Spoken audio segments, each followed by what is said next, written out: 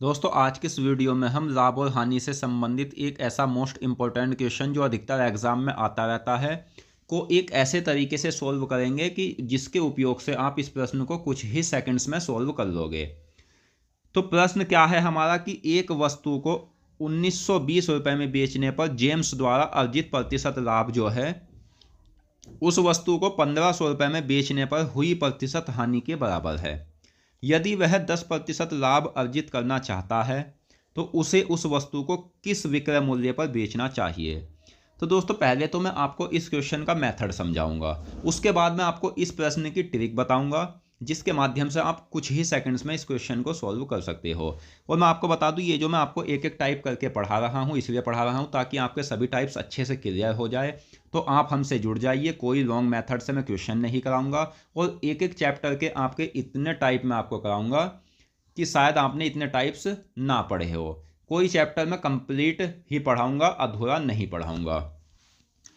तो दोस्तों मेथड क्या है कि ये कहा है कि एक वस्तु को 1920 में बेचने पर जेम्स द्वारा अर्जित प्रतिशत लाभ उस वस्तु को 1500 रुपये में बेचने पर हुई प्रतिशत हानि के बराबर है। तो मैं बता दूं कि दोनों जगह बेचा गया है, तो मान लीजिए कि हमारा जो क्रय मूल्य है वो क्या है, x है।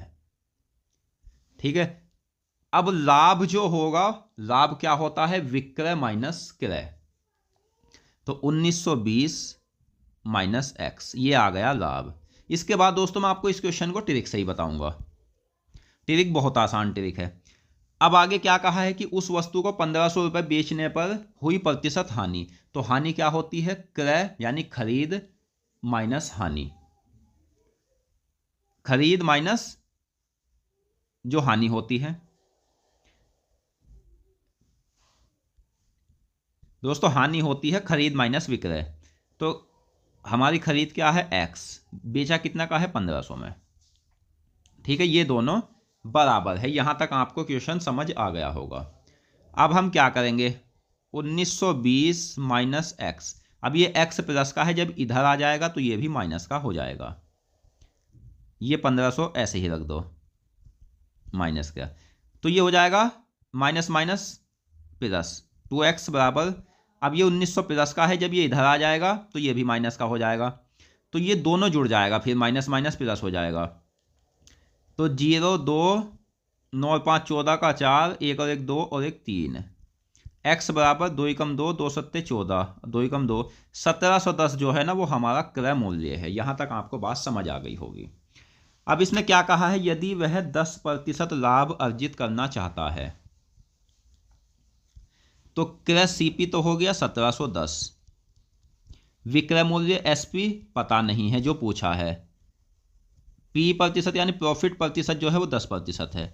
तो विक्रय मूल्य क्या होता है, वो होता है क्रय मूल्य गुना लाभ या हानि प्रतिशत बटे 100। तो लाभ या हानि प्रतिशत का मतलब ये होता है दोस्तों, अगर लाभ होगा तो 100 प्लस करेंगे, हानि होगी तो 100 माइनस करेंगे। तो यहां हम 110 कर देंगे, 2 जीरो से 2 जीरो कट जाएगा। 11 एकम 11 का 1, 11 सत्तर 77 और 1 78, 11 एकम 11 और 7 18। तो 1881 रुपये में इस वस्तु को हमें बेचनी होगी, जब जाकर आप 10% का लाभ अर्जित कर सकते हो। तो मैंने कहा था कि मैं आपको इसको ट्रिक से बताऊंगा। ट्रिक क्या है, तो ट्रिक दोस्तों ये है कि देख लीजिए कि आपको कुछ पहचान पता होनी चाहिए। 1920 रुपये में बेचने पर लाभ और कोई रुपए में बेचने पर हानि, ये दोनों बराबर होगी। तो आप क्रय मूल्य कैसे निकाल लेंगे, तो दोनों मूल्यों का योग बटे 2।